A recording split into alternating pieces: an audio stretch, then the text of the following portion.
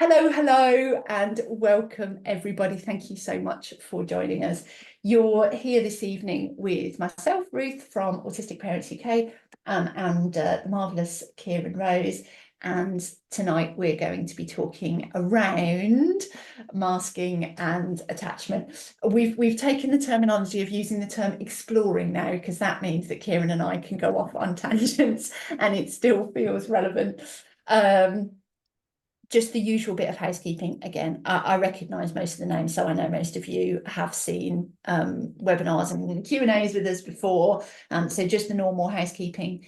Please do keep your cameras off and your microphones muted, but please do interact in the chat. Any questions, any queries, any comments that come up as we're talking, I'll stop I aim to stop about every 20 minutes, but we love a tangent to do Kieran and I, but I will stop several times throughout the webinar and go through the messages and ask any questions that come up directly to Kieran. So yeah, lovely to see you. I've actually got, this is going to be a joy for Kieran, I've actually got a bit of a gentler start than I normally like to throw you straight in the deep end, don't I? But I thought we could start off with some common misconceptions. What do you think are some common misconceptions around masking and around attachment? Well, I think firstly, one of the biggest misconceptions is lots of people think that masking isn't a thing. That's probably the biggest one out of everything, particularly when it comes to professionals who work in the fields of medicine or education.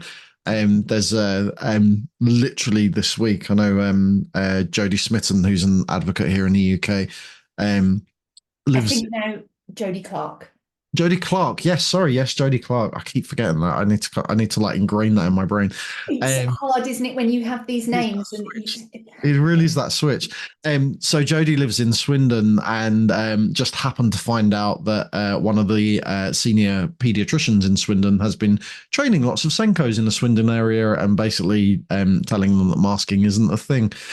So it's like always feels like you take a couple of steps forward and then you take 4,000 steps back because one person with much more power than the rest of us comes in and swings their bat and knocks down everything you've built. So that's probably the biggest misconception. And then the secondary kind of misconception to masking, firstly, well, actually two parts to this. Firstly, that it's only an autistic thing, and it isn't.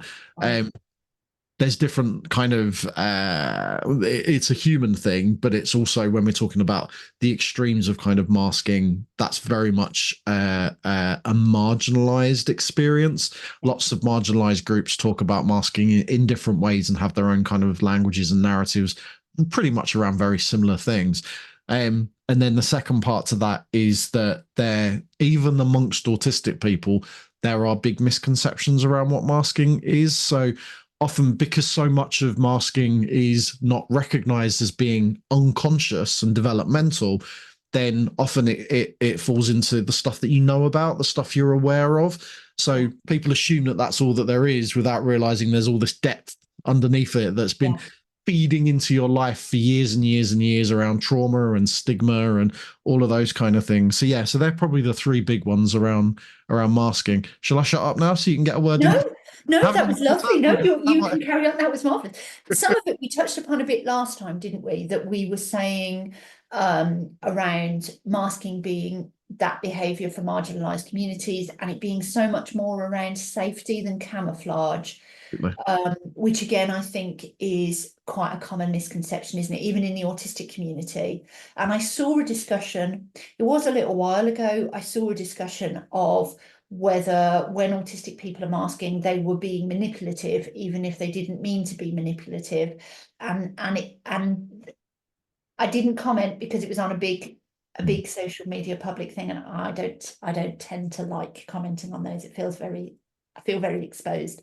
But from the comments and the original post, it was like, it's because you think it's that conscious stuff, that it's all surface level stuff, that it's camouflage. It's just that we're trying to hide that we're autistic rather than that it's safety and we're desperately trying to keep ourselves alive. Yeah, and that's I noticed someone mentioned about kind of unmasking in the chat there, and that's why I'm sure we'll dig into this later, but you have to be so cautious around that narrative as well, because if we're assuming that it's just kind of surface behaviors that are easily changed if you think hard enough about it, then there's lots of other stuff going on that might expose you to unsafe situations, or and also that kind of negates the fact that this is very much a trauma narrative. Yeah. It's really important that we hear these concepts and we look at these concepts, but we're also very critical around these concepts as well, because a lot of them have been, for a want of a better phrase, neurotypicalized. Yeah. And made into superficial kind of performative things, which have been framed around neurotypical experiences and then taken away from autistic people and then Right. applied back to autistic people again. So yeah, so much of these, so many of the narratives around autistic people, that's happened to.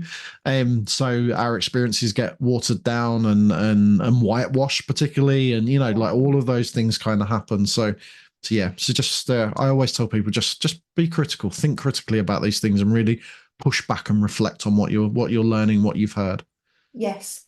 Yeah, absolutely. It's this difficult that when we are kind of pushing that autistic people should be accepted and autism widely should be not, it's that word, isn't it? It's normalized, isn't it? But what we mean by that is that autistic people should be autistic and that should be a normal part of human experience. But it's that, so autistic people should be normal. So masking is part of autistic people being normal people. And I'm using that deficit-based language on purpose as a reflection of what's coming back from wider society. Yeah. Um, I prefer the word neutralized, and I don't mean that in the okay, destructive I like sense. I that. mean in the terms Yeah, of the being autistic and lots of other states of being as well, lots of other identities should be as neutral as being neurotypical is neutral. yeah, So we abnormalize a lot of these kind of experiences because the central narrative is controlled and created by white middle class men who behave in a particular way and do particular things and happen to hold a lot of the power and have historically. So our human experience has been framed around that power dynamic, as that experience as the centered normal, and everything else kind of gets othered from that. So yeah, neutralized is a term that I prefer, because being autistic is value neutral. It's not special, but it's also not a brokenness, or it's not a burden, or it's not a problem, yes. in the same way that being anybody shouldn't be one or the other. Yes, yes, I like that. I like that language because it is that concept, isn't it? And as you say, it's around, a lot of us have many marginalized identities all intersecting within ourselves, and that can be our desire for a lot of elements of our identity. Of it just shouldn't mean anything.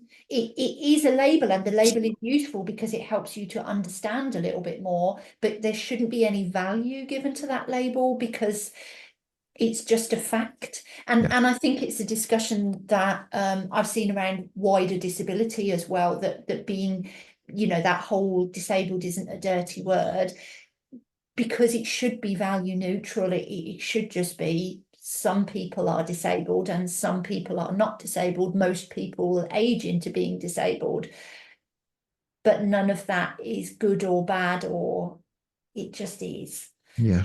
Um, yeah, so I like that language. That's helpful, I think. We could Yeah, wander into the realms of capitalism if you wanted to, because that's literally it's about applying value.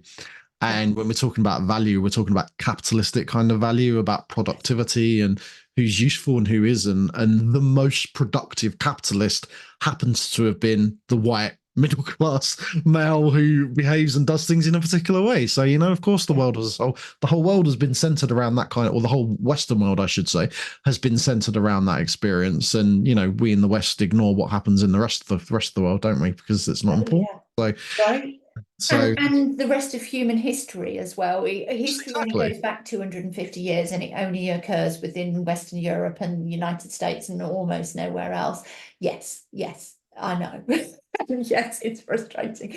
Actually, we touched upon this a little bit last night in the webinar with Tanya, because she was saying that actually social care was born out of what had initially been philanthropy, and the philanthropy wasn't actually based on being nice. It was based on rich people going, well, if I give some help to these poor people, then they'll work for me and create more capital.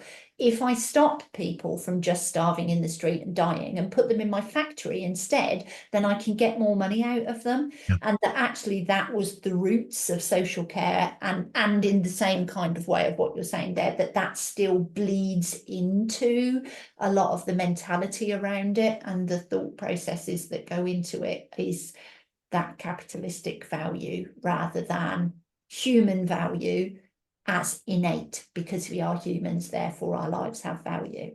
Yeah. So Yeah.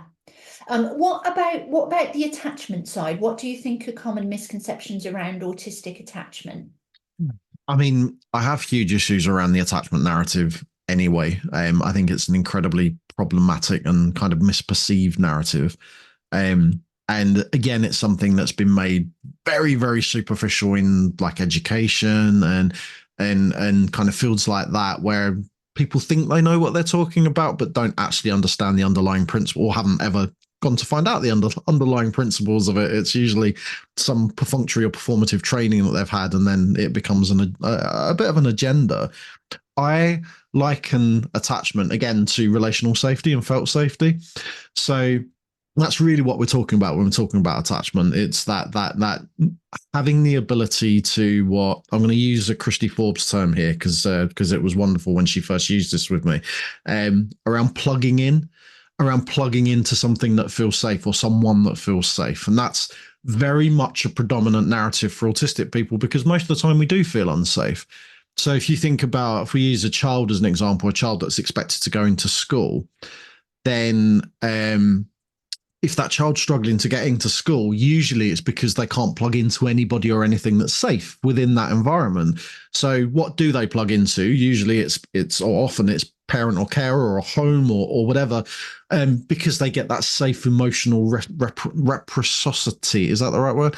It's the right word, but have I pronounced it It is the correctly? I right struggle with word, but the it. Yeah. pronunciation's awful. Yeah, reciprocity. I don't mean you're all, I mean, it's hard to pronounce. Yeah. So you're getting a positive emotional feedback loop from whatever you've plugged into. So obviously you want to stay with that safe feeling and not go into an environment where you can't plug into anything. Literally, you're running around trying to plug it, literally trying to, if you imagine a plug in a plug socket, trying to plug into something that's safety, and there's no, or it's like you've got a UK 3-pin plug and you're trying to plug into an American two poke adapter or something, you know? So that's really what attachment is for me, is around how safe does that person feel. And for some children, there is such a predominant trauma narrative in their existence. And that might be not just things that has happened to them, but it might be a sensory trauma.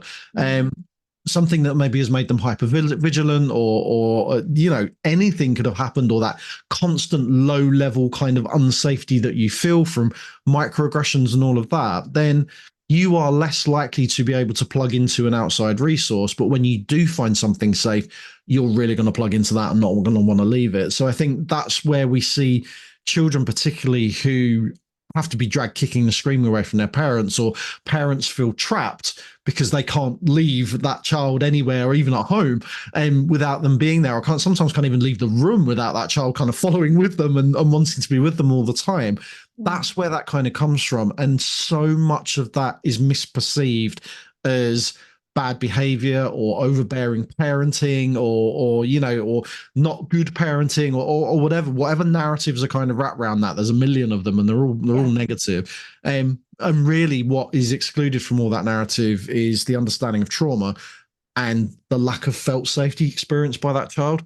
Yeah, absolutely. It's something that I touch on briefly in some of the training that I've delivered, is around the typical tools that we use to measure attachment, and how that doesn't work with an autistic dyad, because it doesn't consider trauma and it doesn't consider sensory differences. And so if you are expecting to leave a small child and for them to do the typical, that they show distress and then they get distracted and they'll be happy in the environment, and then when their caregiver comes back they might show distress again, and that would be a very typical healthy attachment picture. That doesn't give any space for, but the electrical lights are burning that child's eyes. it gives absolutely no space for that, and that's quite a common autistic experience, let alone for, as you say, going into that deeper complexity of whether there's been any underlying trauma, be that sensory trauma or ACEs or adverse childhood events or whatever else that it could be. And I think it's hard, isn't it? Because there's so many layers to it. So it's not just that model doesn't work for us. Mm-hmm. It's that model really doesn't work for us. And this is a kind of a very brief outline of why, but there's so much more why, and that we aren't going to be the only group that doesn't work for. No, no, of course not. And obviously intersectionally as well, that's that context that's needed becomes so much more complex because of intersectional experiences and everything that's feeding into why you might feel unsafe or why you might have experienced trauma, which probably isn't recognized as trauma. And like all of that floating around. And then on top of that, you have this neuronormative kind of system around us where people have expectations of how you should do things and why you should do things and what we do if those things don't work, and none of those things were built with us in mind at all and don't have the context that's needed. No, absolutely. Yeah. I attended some training recently that was talking quite a bit around stereotypical attachment.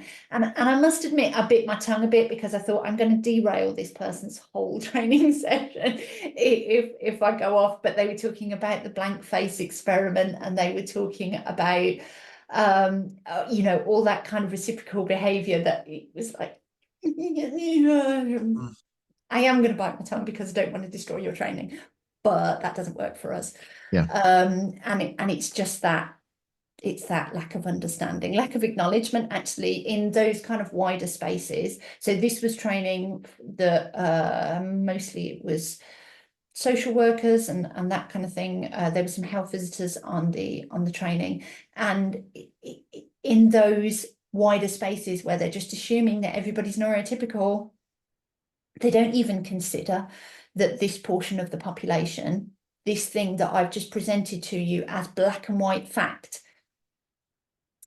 doesn't apply, isn't for them.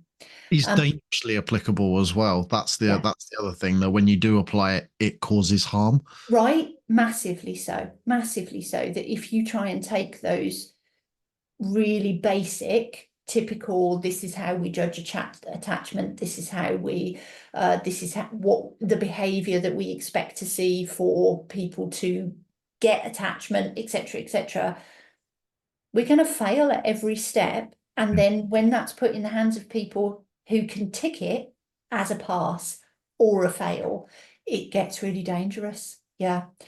I'm going to come to the messages. I was going to say, because there's about 2.4 million of them, I think.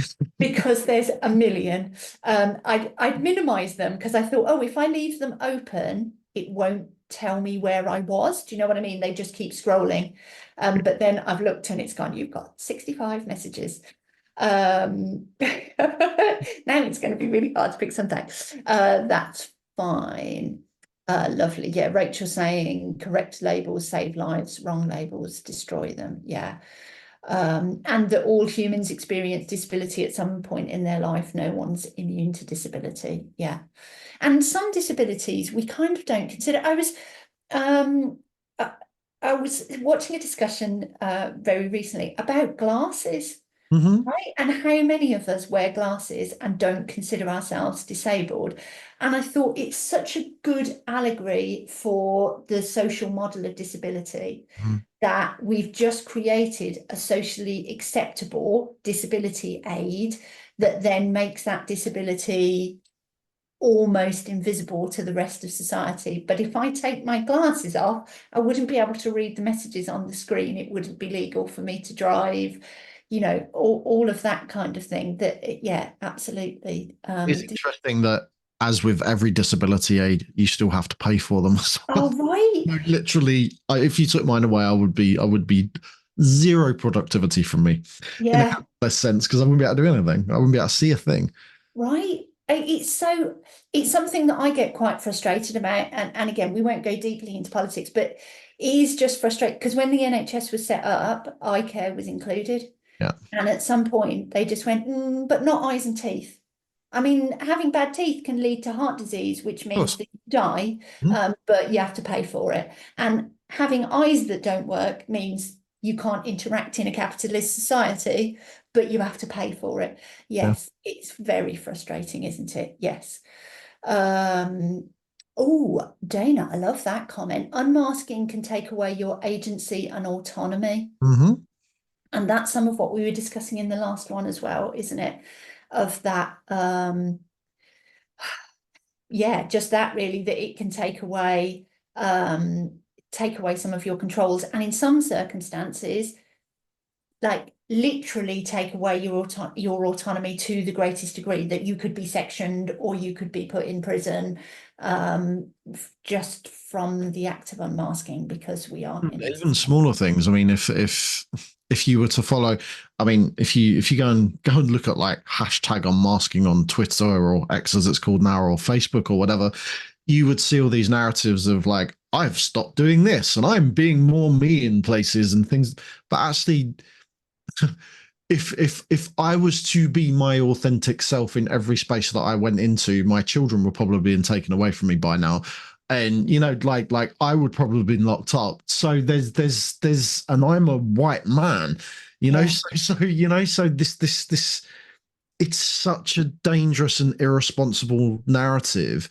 And I think I've contributed to that to a part years ago. I did a campaign around masking, which was called Take the Mask Off. And I was trying to be clever. It wasn't about stopping masking, it was about taking the mask off of this masking narrative, because it had been assumed that it was something that you put on and then something you take away again. And but it got interpreted around kind of, unmasking and stopping doing things that were less autistic and things like that. And I think it's really interesting when you see a lot of people, particularly on social media, who are new to this narrative that this is a new thing for them.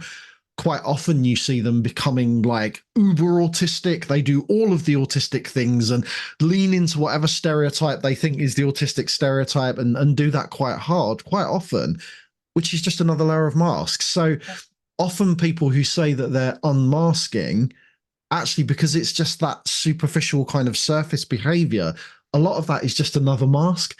And right. And it's an unmasking really is about unpicking your trauma, learning yes, about yourself, doing years of work. That's what that means. It's about finding safety and self-understanding wherever you can take that with you and whatever that means to you. It's not about like, oh, I'm just going to start stimming in a public place and things like that's not what it means at all. no.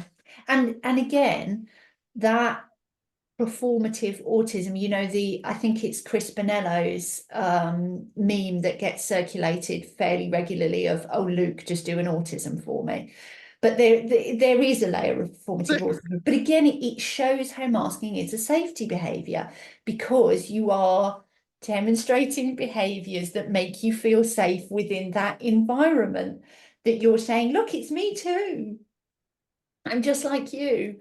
This is Um, why I started talking about projecting acceptability such a long time ago, because it really is this narrative. What this narrative is fulfilling other people's needs and giving other people what they expect from you. So if you have spent years doing that in kind of unsafe environments, and then you do find maybe an online community or an in-life community where you are more accepted to be you, then there is an automatic human behavior of herding where, oh, I feel accepted now and I want to be accepted more. I'm feeling validated. So you are going to project this version of yourself that other people are going to eat up because they're expecting that from you. And then that helps you feel safe. So a lot of this is kind of shifting your identity around.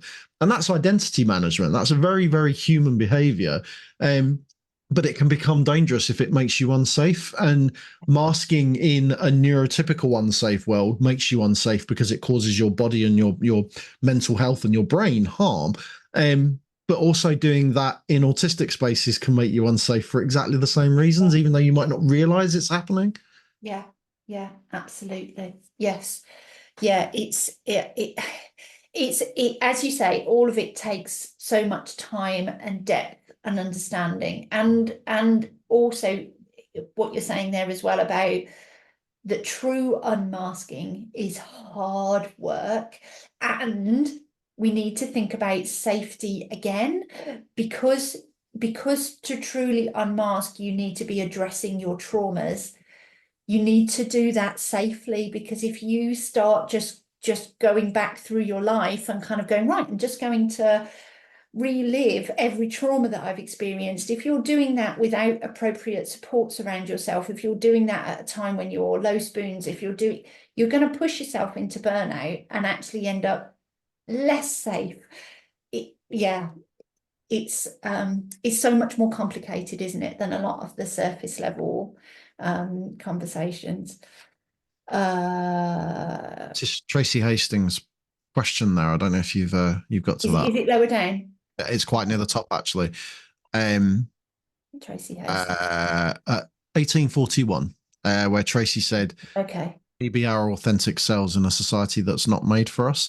I just think that's really relevant to what we were just talking about, because this is then, society isn't made for us at all. I mean, we are part of society, and when that, even though we are denied access to it in many different ways, but the important thing there is actually finding community that works for you. So society exists out there, but society can be all sorts of things, in the same way that communities are made up of all sorts of different types of people and people who do different things, and some of those people work together well and some of those things don't work together well. So really kind of finding people that work for you is the key to that, kind of creating the society that you want. And the more you understand yourself, understanding yourself doesn't give you autonomy, but it does give you agency. It helps you understand what choices are available to you. And there might be choices available to you that you didn't know existed because you didn't understand yourself well enough. So you couldn't have acted on those choices. Some people have the privilege to act on lots of their agency, to have lots of autonomy, some people less so. But the more autonomous you can be, and the more you find community which works for you, whether that's online, whether that's in Facebook messages or Twitter messages to someone on the other side of the planet, whether that's someone who lives the next street over from you, whatever works for you, and whatever you can get as well, because you might not have choice over what that community kind of looks like or where it is, then the safer you are going to feel and the more autonomous you will be around that small aspect of your society that you've curated and you've created. Our homes often are the first place where that societal change happens, where we start putting in things that work for us as a family, rather than thinking about what we should be doing because other people think we should be doing things. When we take control at home, that's that first step. And again, not everybody has the privilege to do that completely. Some people will, and some people will to a lesser degree. But the more you put in place that works for you, the more that society, you realize that actually society can be what we want it to be. We just don't access the bits that we don't want to access until we have to. And we focus more on the bits that we do want to access and that works for us. And we've spoken about this quite a bit, haven't we, throughout the Q&As, of letting go of a lot of societal expectations within your own house and thinking about, does it really matter? Do we actually need to do this? Is it keeping people alive? Is it vital for our safety? And again, that will look different in different households. There isn't right answers to this, but it is especially, I mean, and it can be one of the wonderful things. It's one of the things I'm really grateful for having a whole load of autistic kids, is because they don't let you just plow on and do what we've always done, because they constantly question and resist. And if you allow that to happen and just go, okay, then wait a minute, let me think about this. Do we have to do, even, do you have to put a coat on? Do you have to put shoes on? Do we have to eat a meal at the table? Do we have to eat 3 meals a day? Really basic stuff that you can break down and go, which of this is vital for us and which of this can we let go? And as I say, there isn't right answers to that, because it depends on a lot of factors and it depends on your privilege. And for some people, they'll absolutely be I couldn't possibly take my kid out without a coat because my neighbours will report me to social services and it will get really complicated and entangled. So safety looks different for everybody, but even just allowing yourself to question it Yeah. and think it through, and being able to explain it to your kids like that as well, of no, I agree with you. You don't need to do this to keep warm because you don't want to, but while we walk past number 38, you need to be seen to have a coat on, otherwise we're going to get in trouble. When I get you on the bus, I'll take your coat back off, or whatever it looks like. But it's, yeah, letting go of some of those social There's also expectations. things around that as well that, like working as a team, as a family is really important. Mm. And our lives have been, anecdotally, our lives have been improved dramatically when we kind of, wasn't ever a conscious decision, but we decided to run with the grain rather than go against the grain. Like in terms of if our children needed things, then we tried to make that happen rather than resisting it or fighting it, or thinking about things like bedtimes and screen time and things like that, and what socializing should look like for them, and whether they have friendships or whether they have friendship, and all of those kind of things. Actually starting to follow their lead around that and being a team around that is a really important part of that. And again, not everybody has that privilege, particularly kind of single parent families, maybe where there's a divorce or a separation. Sometimes that becomes so much more complicated, but there are little things that you can try and put in place. But also leaning into the fact that every time you try to access something which you have not had control of or don't have any control of, it's going to be bloody hard. Like the GPs, schools, benefits, local authority, everything is designed to make your life difficult. Well, that's what it feels like. It's not designed that way. It's just not designed for us. It's designed to be exclusive. So it's not deliberately going out of its way to make things complicated. It's deliberately going out of its way to meet the needs of a group of people that we aren't part of. Yeah. So, leaning into that and thinking about your spoons, where you spend your energy, the battles that you undertake, picking your fights carefully, all of those kind of things all also play into this kind of having more autonomy. Yeah. Yeah. I wanted to just pick up on Zoe's comment as well, where we were talking about attachment cams. Zoe was saying cams and social workers who don't understand autism often wrongly blame parents, usually mums, and misdiagnose attachment issues, which causes so much harm. Yeah, I just want to pick it up because it's a message that I've seen a lot with people who access our services, that it seems to be a really common experience of being misdiagnosed with attachment issues, and just not understanding what healthy attachment can look like in autistic people. Yeah. There's arrogance around dismissing parents because professionals know better. Yeah. Again, we touched upon this in the webinar yesterday, and what Tanya was saying was that she gets this unique insight as an autistic person and a parent and someone with an awful lot of knowledge around the social care system, that particularly when she's interacting as a parent, professionals are expecting her to not talk at all around the knowledge she has around autism and the knowledge she has around social care, as if when you're a parent, all of your professional knowledge just vanishes. Right, when your kids are in front of you, it evaporates and you don't know this stuff anymore. And suddenly the professional in front of you is definitely more informed than you are, when it's your literal job. Yeah, but it's very much that idea of we must know better. Yeah. And that's not just social care. That happens in all No. sorts of professions. Yes. You can forgive me for telling the story if I've told it before, but when my wife and I pulled my youngest out of school, one of the last meetings that we had with school, I was told by the head teacher, who knew exactly what I do for a living, that I was only dad. Literally, these are her words. You are dad. You are not a professional in this situation. And we have to wait for the actual professionals to come in and tell us what to do about your child.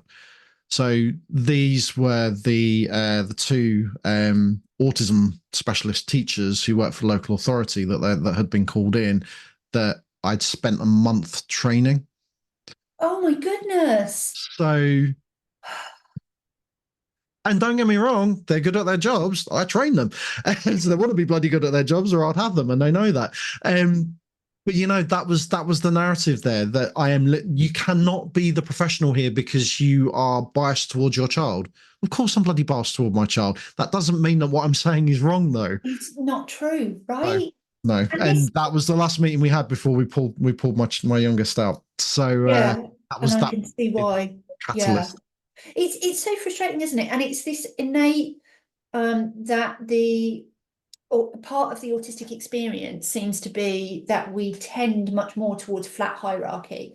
And so that leads back to what we were just saying around families, that our families tend to run much smoother when we negotiate constantly and have a lot of back and forth, and we treat our children as autonomous human beings who know themselves and understand themselves, and that although we ultimately are the boundary setters because we have more knowledge around safety than they do, we'll definitely always take their input and try and negotiate and get something that works for everybody. But that when we try and apply that to wider society, I think it's one of the common traumas that we experience, of being forced repeatedly to kowtow to people that haven't proven to us that they are safe for us to kowtow to. Yeah. That I'm just thinking now, is that a racist term? I apologise if it is. I'm not sure if I that's don't know. inappropriate. I'm just thinking now of the connotations of it. I'll try and think of a different word, but hopefully you know what I mean. But That's to, not a K. right, I don't it know. is spelt with a K, and now I'm thinking that it might in fact be inappropriate. I will look on that and reflect. If anybody knows, put it in the comments, and I will try and read. I've got a question up on my screen that I'm going to ask in a minute when I've finished making this point. But yeah, that basically we are forced to comply with, I know more than you, I'm a professional, with people that haven't proven that to us. And I know, for me, I know I've spoken about this a lot, that I try and avoid healthcare professionals, but that's why I find it so stressful being with them, because just because they've got a job title, they expect me to kind of go, oh, here's everything about my life, and you can just tell me the answers, and then I'll just do what you say. And that feels very unsafe to me. And I think that we see it a lot within systems, right? Education systems, what you're talking about there, but healthcare systems, social care systems, all of that. It's this constant, you have to listen to me as a professional and do what I tell you to do. And that for us is, I think for most of us, that will cause trauma, that isn't safe and healthy. We don't do hierarchies. Right. And I think though, I don't mind if, like, you, for example, I know you know loads more than me about this stuff. I love talking to you about it, and I would absolutely defer to you on the knowledge that you have. Same with doctors or educational professionals or anything. That's fine. If you show me that you know more than me about it, absolutely, that's Yeah. fine. But So I that won't that do it off a job title. that's a slightly different thing, because that's a non-linear hierarchy. Yeah, And yeah, that's good. That's good team working, and that's how good leadership works as well. A leader shouldn't be the one standing at the front dictating to everyone.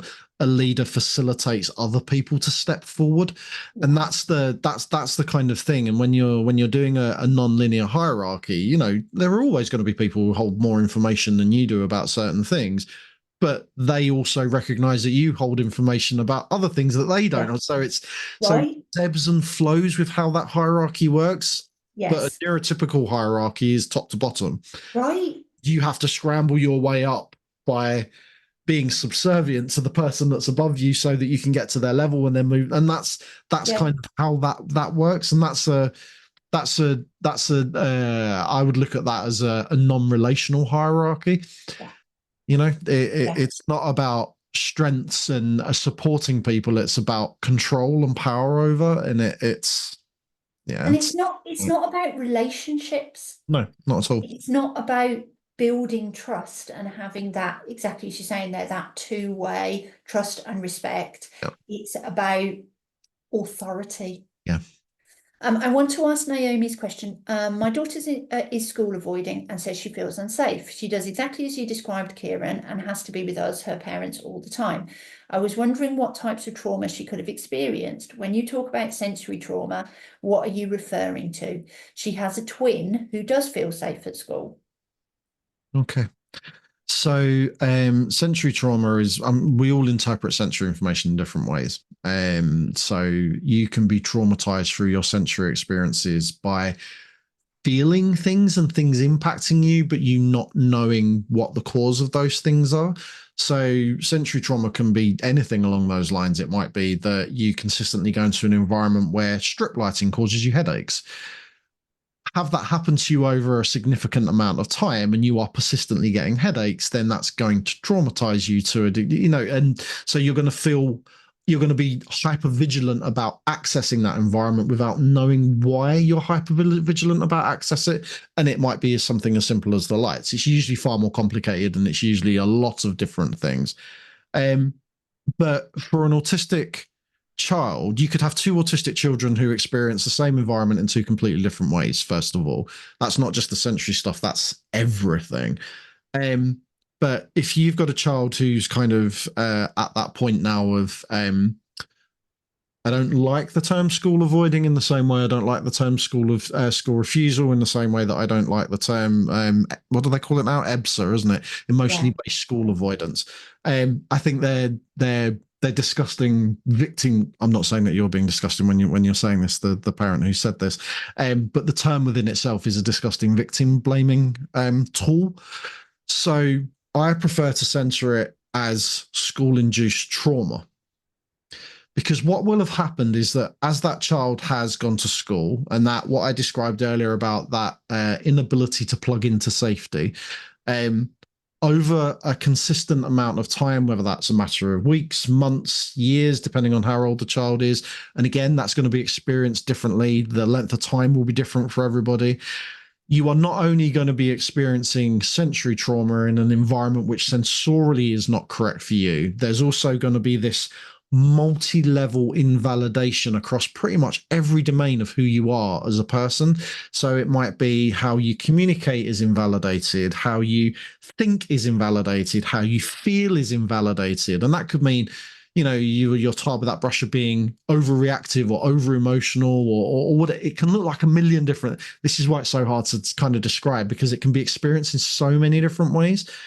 But there is going to be that general sense of invalidation of, I am a person who feels disconnected, discombobulated, I don't feel quite right.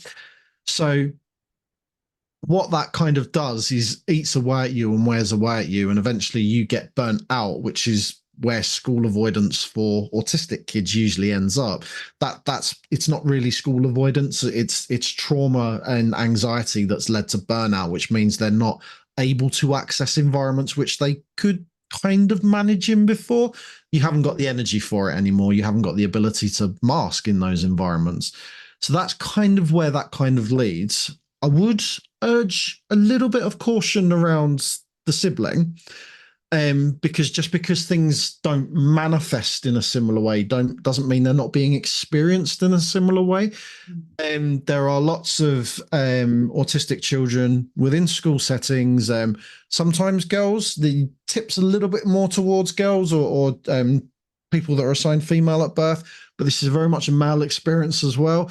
That you cannot articulate what's wrong, so you throw yourself into being a high achiever, people pleaser, someone who's a fawner, someone who gets good grades, works hard, or sometimes it might be someone who just slips under the radar because they're average at everything. That doesn't mean that they're not being impacted by that environment. So I'm not saying that is happening here, but with the other sibling, the one that we don't notice often, or don't notice as much because their needs aren't as obvious, sometimes things can just go out of sight for us, and then they manifest much more strongly later on in life. So I would be cautious around that. And again, not saying that that's happening. So trauma is a very personal thing. And what many autistic people experience, what many autistic children experience is we are more likely to experience high level trauma, so PTSD inducing stuff. That's statistically, we are more likely to experience those things. But B, we're also, all of us, more likely to experience what's called a CPTSD. So that accumulative kind of trauma, the little things, the microaggressions, the little invalidations that build up and build up and build up over time. And then they get to a point where they're not sustainable. And that's the stuff that burns us out. Mm. Mm. There's actually a part B to that as well, which I think will literally just build on what you were saying, where she was saying, should we honor a request to be with us all the time? How can we help her become more confident? So when an autistic child is burnt out, when an autistic adult is burnt out, what we need most is safety, time, and access to self-understanding. So a decrease of demands and an increase of autonomy. So it can be really, trust me, I know from personal experience that having a child like who is acting like that, who can't be on their own and needs to be with you all the time, it's incredibly overwhelming. It's incredibly draining. But if the right safety is put into place, if that access to safety is curated, over time, that can and will reduce. It's literally about kind of identifying those needs and meeting those needs. And those needs are going to look like this child needs a lot of space, a lot of downtime, a lot of being monotropic and following interests, and a lot of things that, we quite often conflate this with, or professionals quite often conflate this with a depression narrative. And in depression, what is often useful, even for autistic people, is something called activation, where you do things and you access things, and that can help you reconnect with positive things that are going on in your life. So burnout is the complete opposite. You need deactivation. You need space to process, time to do things, and demand taken away from you. So having those things in place, if you can give those things, is going to lead in the long run to a much healthier outcome. But in the meantime, you're in the thick of it, and it is really, really hard in that moment because, like I said, it's really emotionally draining and tiring to have a child that literally you cannot separate yourself from. That's a really, like, sometimes literally physically you cannot separate yourself from them. So that's a really, really tough place to be. But if you put those right things in place over time, it can get better. And one of those things might be the pressure of school needs to be taken away completely, if you have the privilege to do so, and if that is something that's within your sphere of ability. Mm. And within that as well, if you are in the thick of it and experiencing a child who cannot be away from you and is very, very demanding, to take the tiniest little bits for yourself wherever you can. And if that means your child is sitting with you and maybe even resting their head on your lap, but you're scrolling on your phone, to just give your brain a break from the intensity of that, or taking a little bit longer on the toilet just so you can just gaze out into space a little bit. It might be, and I've spoken around this a lot in the peer support groups that we do, of this tendency to actually deprive yourself of sleep, but so that you stay up an hour after your children have gone to sleep, even when your children go to sleep really late, just so you can have an hour where you aren't actively keeping somebody alive. Because it does get very, very mentally draining. And all of that is exactly as Kieran said, depending on what's accessible in the space that you're in right now. But it can literally be just getting up to make yourself a cup of tea and scrolling on your phone, or popping out into the garden and breathing in fresh air, or just a minute or two where you can get it, because it does get very intense when you've got a child who needs you that much. And again, this is a trauma narrative. So this is a child that's in a space like this or in a state like this. It's because they've experienced trauma, and there's nothing you can do to take that trauma away now. It's there, and no matter what you do, you can't remove that trauma from them. But what you will notice over time is if you put the right things in place and you put the right supports in place and you give them the space and you take all that pressure off of them and you take that pressure off of yourself as well in terms of what they should be doing and what they could be doing, and all of those things try to take as much away from that, from your whole family as possible. And what you will find is that maybe in a year or maybe in 2 years, you'll look back and you'll think, oh, things are very different now. When did that happen? Like you won't notice those changes happening, but they will. Again, with my youngest, they came out of school at the age of 7. They were burnt out, and we were worried about them taking their own lives at the age of 7. That's kind of what a state they were in, and it took several years before they would even literally get themselves out of a chair. Like they would just like curl up in the corner in a chair, and it took that long. And now we're at a space where they want to go places, they want to meet people, they want to do things, and they are starting to do those things. It's just taken time for them to feel safe enough to be able to start putting their toe in the water again. And literally it's taken that amount of time. And again, that's going to be different for every child depending on their specific circumstances, but it all does really boil down to how are you going to curate safety for them? What does that mean for them? And how do we make that as much as possible? And the byproduct of that is that if we make them feel safe, then hopefully we make ourselves feel a little bit safer as well. But it does all come back to what's within your power and what's within your ability to control. Mm. I wanted to come on to Sophia's comment because it highlights a couple of the things that we were talking about. So on finding community, my son went from being suicidal and his pastoral teacher giving him a well done for masking, to learning to be and liking himself around other teens like him.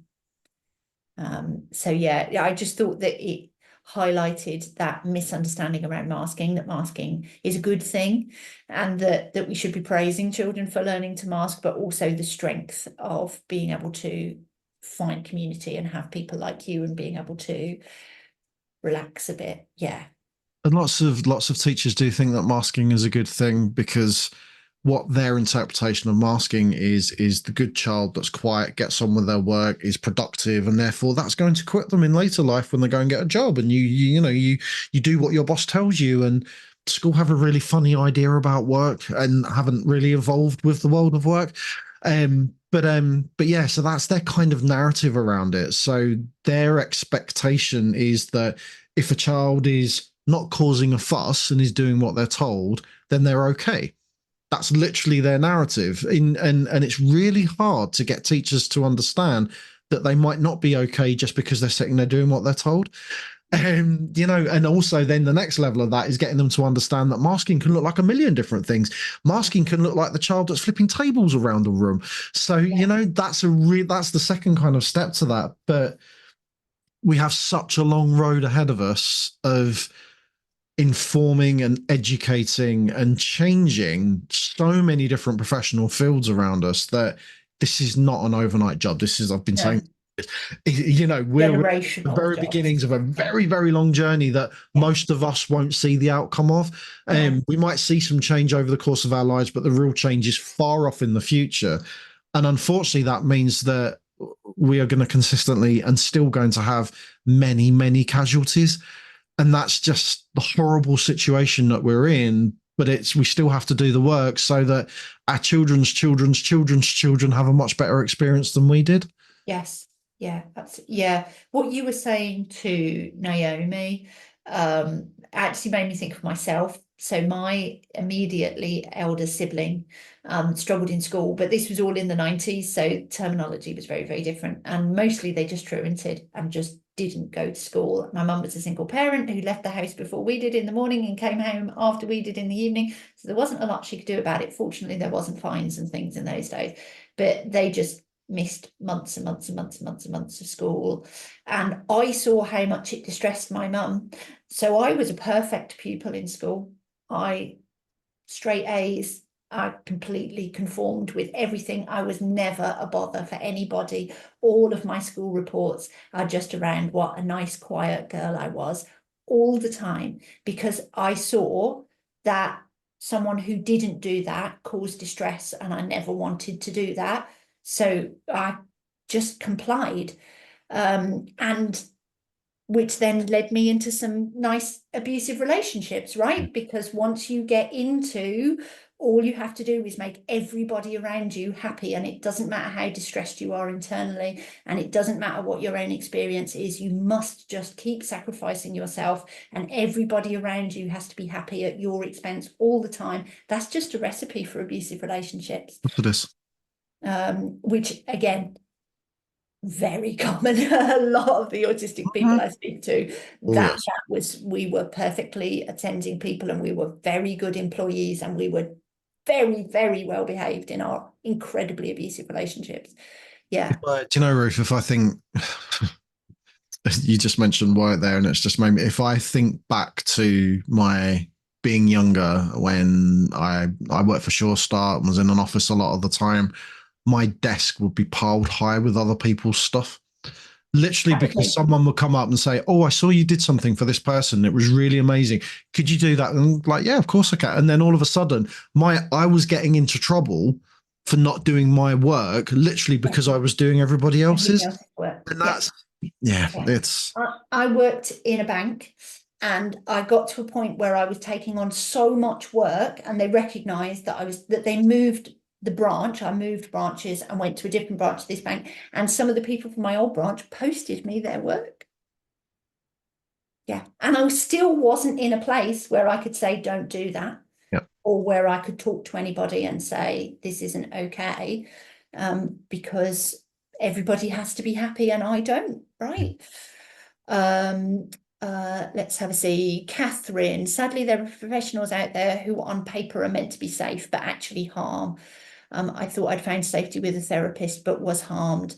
It also feels that we're less likely to, sorry, the stupid reacts button, right, less likely to then be heard if we complain, in part because we are autistic. It's like we can't complain. We didn't understand the experience because of our neurotype, therefore concerns get dismissed. Yes, that is very much a thing. So what that kind of comes from often is autism is a stigmatized label. So if somebody else knows that you're autistic, actually often even if they don't know that you're autistic, because you act autistically, no one's masking is that good. I'm very sorry to disappoint anybody here who thinks you're the perfect masker. You are not. It's more about other people not recognizing you, but unconsciously recognizing you. Which means they stigmatize you. So anyway, I digress. So because it's a stigmatized label, there is, and historically it's a children's label and has been for a very, very long time. So firstly, we are infantilized and deemed as incompetent because of that. So we're not competent witnesses to our own experiences because of that narrative. Secondly, because thanks to Leo Kanner, for 70 to 80 odd years, we've had this narrative of autism and learning disability are the same thing. So there is a narrative of incompetence that is applied to people with learning disabilities and infantilization. And then thirdly, it's literally because we set off something in people who aren't autistic that puts them on edge. Yeah. So, and there's literal studies that back this up. Noah Sasson in the US did a study called Thin Slice Judgments, which was based on the work that Edinburgh did around diversity and social intelligence. So this is all about double empathy. And they literally recorded autistic people doing things and then played those recordings, like doing all sorts of different things, conversing with other people, playing with Lego, doing all sorts of different stuff. And they played those recordings to autistic people and non-autistic people. And they didn't tell both of those groups that the people in the videos were autistic.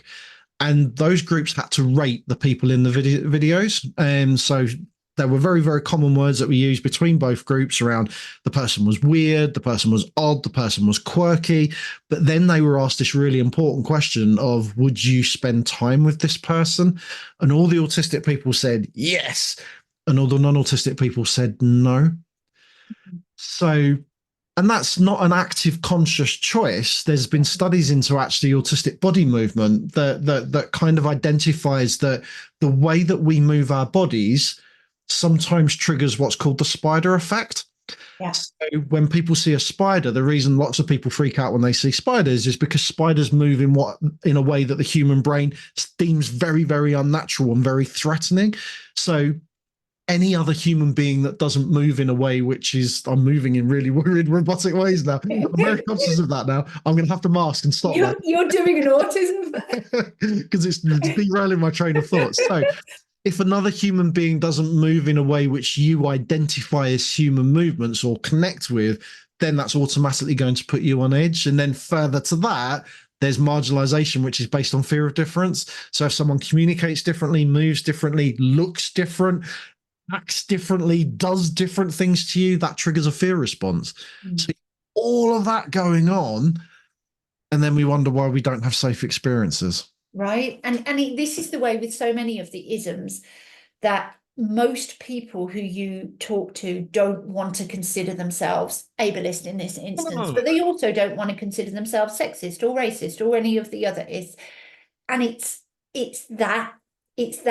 understanding that you will discriminate against people unconsciously because your brain others them. It's not about using certain language or not hiring someone because they've ticked on their form that they're autistic or any other marginalized identity.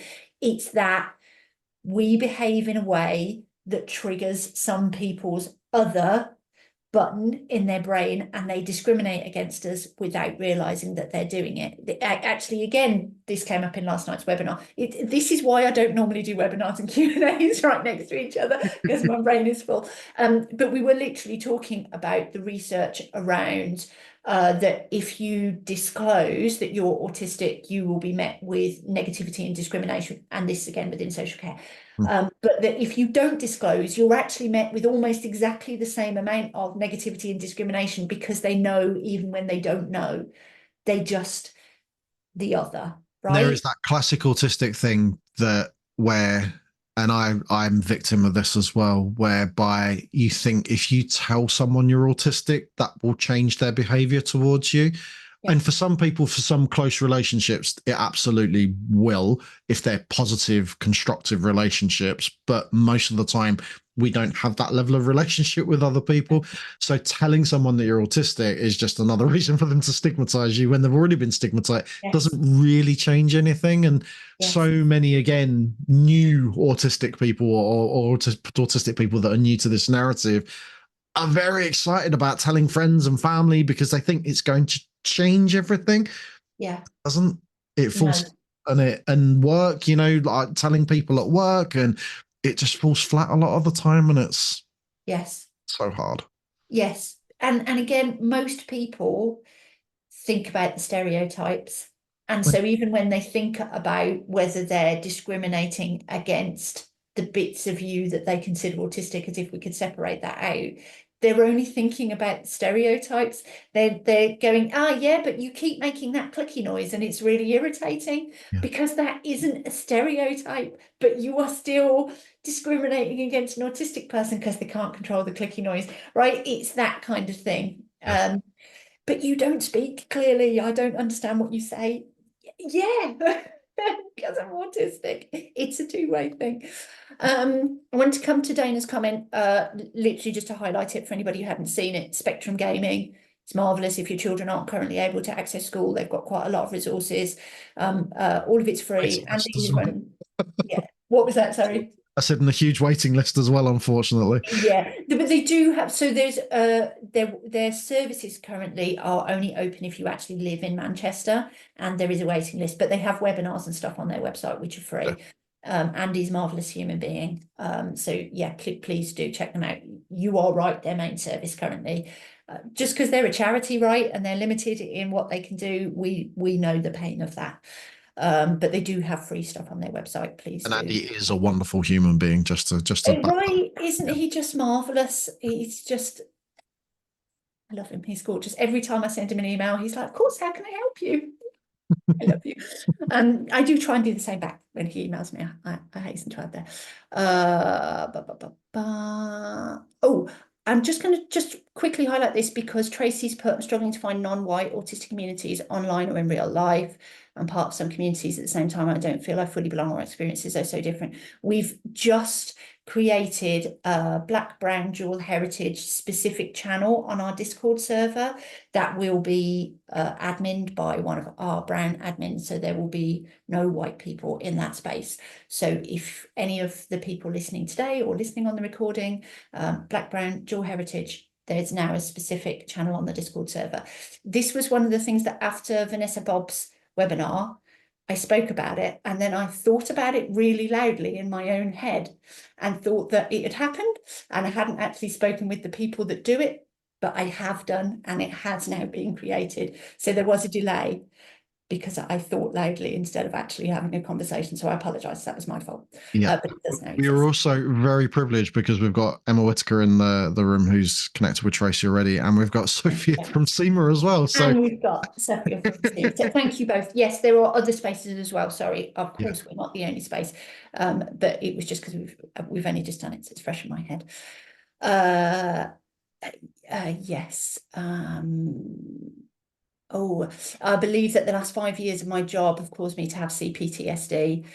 When I returned to work a few weeks ago after being signed off, I couldn't stop crying and shaking and had to go home. It was like I finally broke. Oh, Eliza, I'm so sorry to hear that. Yeah. yeah. Um, I was talking about this in the last one, wasn't I? That working full time put me into a kind of burnout that meant I developed celiac disease, as well as other things. But just that physical side is so true for us and so rarely recognised in mainstream narratives Mhm. that you can't disconnect mental health and physical health. It's all the same thing. And actually that was partly what I was thinking there when you were talking about the way that autistic people move, that some of it is the hypermobility is our joint differences, right? Which can go both ways. And we have both ways within my household. So one of my children is basically wet spaghetti and is an entirely floppy, bendy person. But my partner has exceptionally limited range of movements around their joints. And it's all the same thing that it can show up either way. Both can manifest in the same person because I'm Right, stiff and literally bendy in the me. same ways. Yeah. Um, I but just that means that we move differently, right? And we carry ourselves differently. And I know I was talking about this recently in one of the peer support groups that I know it can be a contentious issue because the narrative around there is a look to autism tends to be a very negative narrative, and that tends to come from neurotypical people kind of thinking that they can spot us, and it tends to be very deficit based and unhealthy and not a good discussion. But equally, there is kind of a look to autism. It's just not what the neurotypical people think it is. yeah. But you can see how people move and the way that they speak and the way that they socialize and concern. Maybe not autism, maybe neurodivergence, right? Because I would say that it would be hard just watching somebody to know whether that was an autistic person or an ADHD or Yeah. a different flavor of I innate think neurodivergence. there is that collective experience that happens around being autistic, being ADHD, and dyscalculia, dyspraxia, the kind of and I think there is a commonality between those experiences. We have to be careful because obviously neurodivergence covers a whole remit of millions Right. of things, but certainly around that pocket of medically labeled diagnoses or medical labels. There's definitely a familiarity in terms of movement and sometimes like facial expressions and things, but sometimes facial features as well, because like Mm. clock people who look exactly like other people and they don't look exactly the same, but something about them is very, very familiar in terms of their facial structure or their mannerisms or yeah. And there's groups of I've spent years going like, you look like that person looks like that person, that person looks like that person, and oh, you look completely different, but you also look like that person over there. And it's and they're all definitely neurodivergent people, but Yeah. I just wanted to pick up on what you said about work and full-time employment as well. So Mm. I know, arrogantly, I know that publicly there is a bit of a narrative about me because I look very successful in what I do, and and I have lots of people come to training and things like that. If you were to pull apart my working life, you would see someone who has only ever worked part time. And it's only really when I started doing this kind of stuff that actually this became a full time job for me. But this is a full time job that is sustainable for me because I am 100,000% bloody interested in this thing. Yeah. And it is my all encompassing, the autism narrative and the neurodivergence narrative is my all encompassing world. It's my family situation, it's my job, it's my life, it's my everything. But prior to that, if you were to look into my bank balance, you would see debt. You would see all sorts of struggles. You would see someone who hasn't had much money at all. And that's not me weaving a pity story, but what that is me saying that until I found something which was sustainable for me, I was not able to work Yeah. in time capacity, which then negatively impacted obviously on our family finances and things like that. So sometimes in order to find safety you have to take a hit somewhere else, Yeah. and often unfortunately that's financially, and that's it's I say this to people all the time who are considering or have got to that point where taking their children out of school is a real option. I talk about the fact that that's a drastic lifestyle change, and often people are too scared to take that step because it will impact on their finances, and we both need to work and we both need to earn full time and things, and sometimes you have to kind of weigh that up against your child's health. Yeah.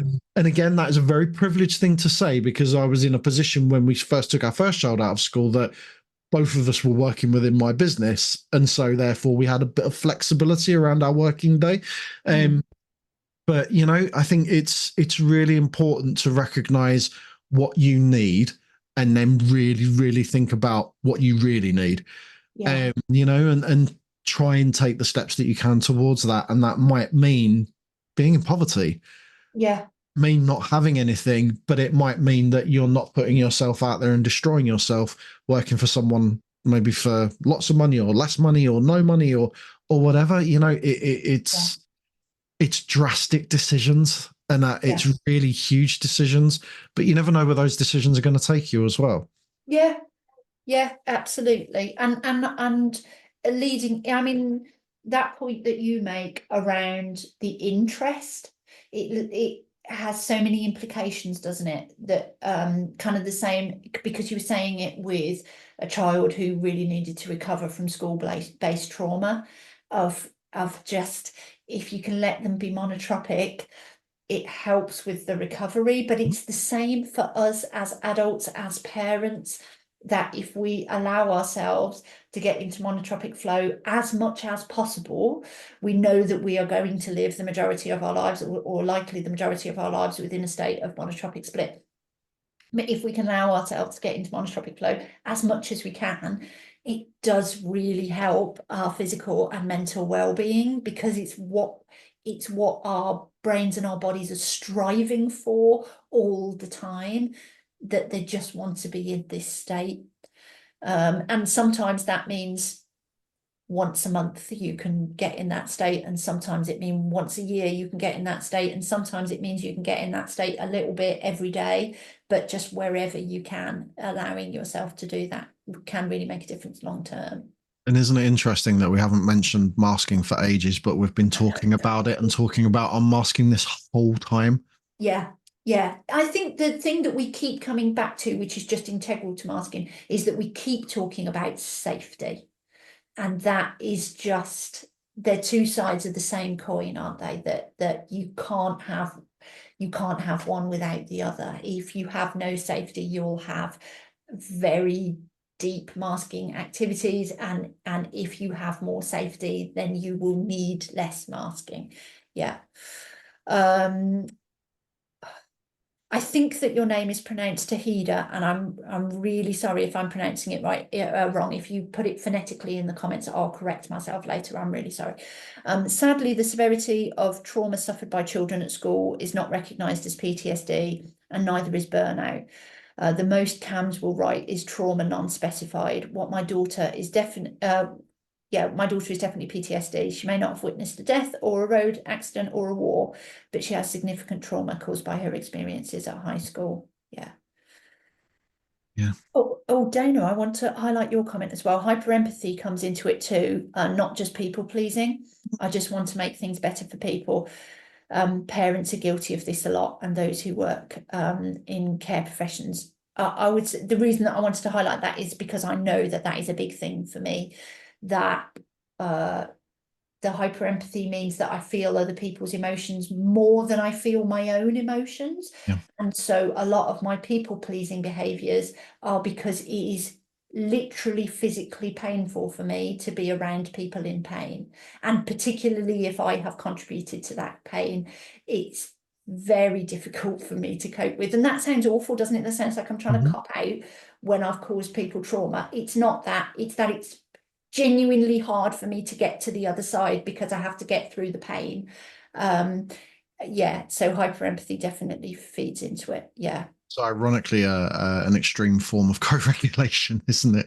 Where you're Right. to co-regulate with someone by helping them and making them feel better, but you do that to the detriment of yourself because they might not want that, or they take advantage of that, or they see you as taking over. Yeah. Yeah.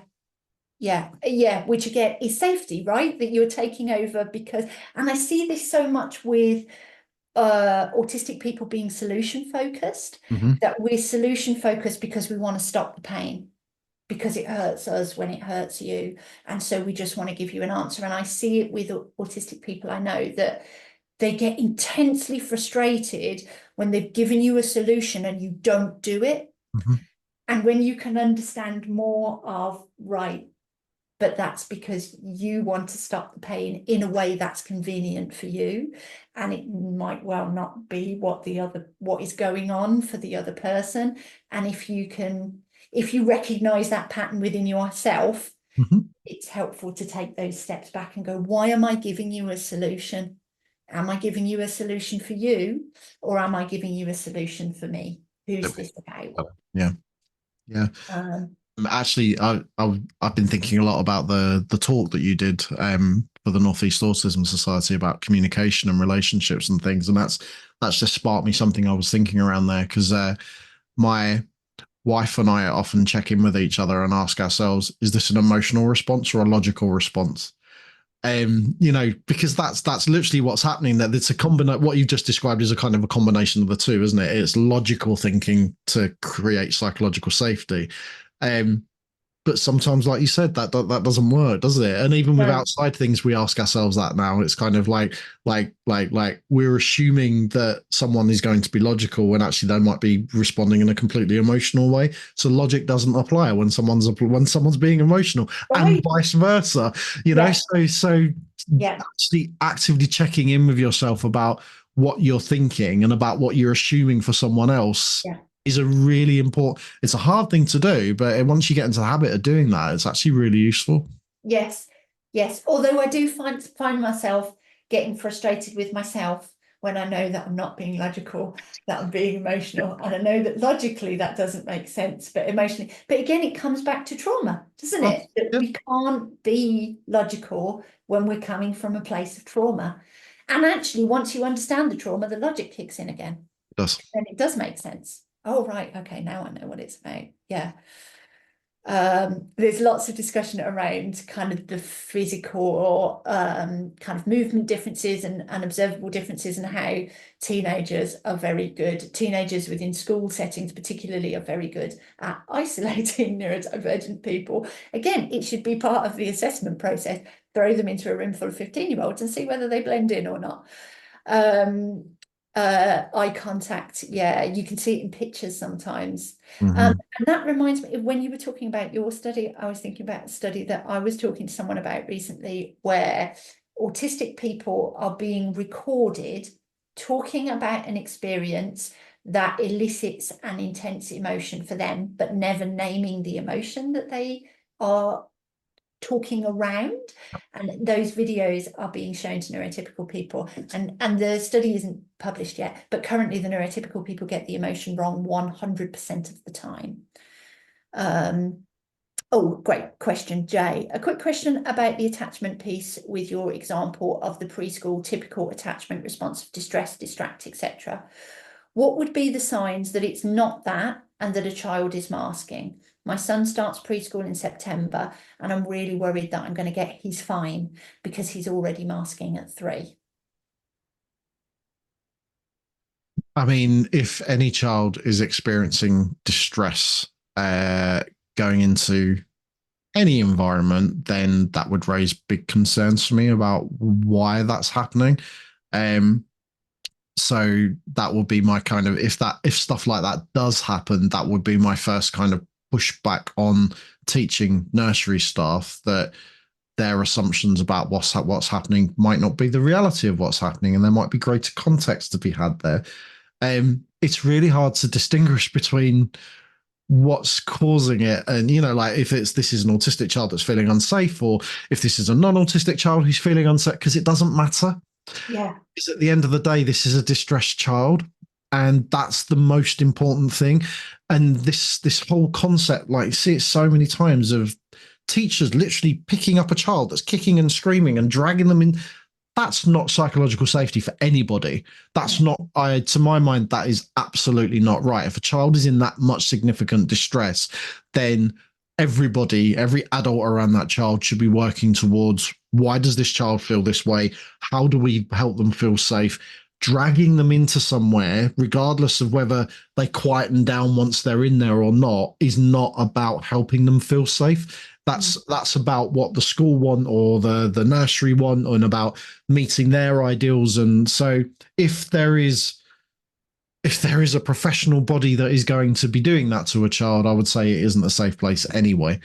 So I would be having that conversation with them before you even get there, about, if X happens, what do you do? Yeah. What's your usual course of action? And actually, if that is your usual course of action, can we steer you away from that usual course of action and help you take another one? And if they're not prepared to do that, I would say it isn't a safe place at all. Mm-hmm. I mean, hopefully nurseries tend to kind of start off gentle with you there quite a lot. So hopefully you'd have some ideas as well around whether your child felt safe there, kind of from a sensory level that the nursery might not be thinking about, or from a trauma level that the nursery might not be thinking about, of, while you're there with your child, are they very happy and playing with the other children and really at peace within the environment and interacting with the carers that are there, nursery workers, some kind of thing, yeah, and then the only thing that causes them distress is when you leave, which is still interesting to think about, that safety. Or while you're there with them, are they already showing signs of distress? Yeah. And again, that could be something that you could isolate, right? We were talking about, sometimes it is as simple as the lights or the smell or the temperature, or something that's actually quite easily controllable. We can do something about that fairly straightforward. It tends to be more complex than that, but sometimes it is, and it's worth experimenting of, if my child seems to be showing early signs of distress, can we just try turning the lights off? Let's see if it makes it better. Can we just try closing this door or opening this window, or just playing with the sensory environment and seeing if it makes a difference? And that's what I said about the kind of the secondary course of action, like moving aside their normative kind of response to this. Actually, are they open to doing things a bit differently? Because you might see signs of distress in your child that they don't see. Yeah. You know them better than they do. Even if they were there for 10 years, even if they were at the nursery for 10 years, you might still know them better than the nursery does. So if they're willing to take you on board as a kind of as the expert, as if ever there can be an expert in another person, you know, and to take your kind of comments on board around kind of whether something is distress, whether it might look like distress but it isn't distress, because that can be a thing. And you know, the nuances of your child that they don't have access to, if they're prepared to take that on, then you know, that's a good thing, and that's a constructive relationship that you can start building there. But I would always come back to play-based environments are usually healthier Yeah. for all children. That's not to say that they're healthier for some children than others. But thinking about how nursery feeds into mainstream schooling and the kind of the setup there, you might be their monotropic attentional needs might be met a little bit better. Their play needs might be met a bit better. They might have a little bit more agency or autonomy over what they do.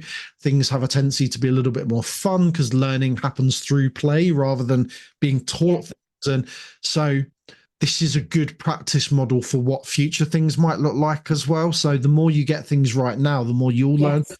from that experience as well, that relational experience. But that depends on whether the nursery is prepared to work with you as well. Yes.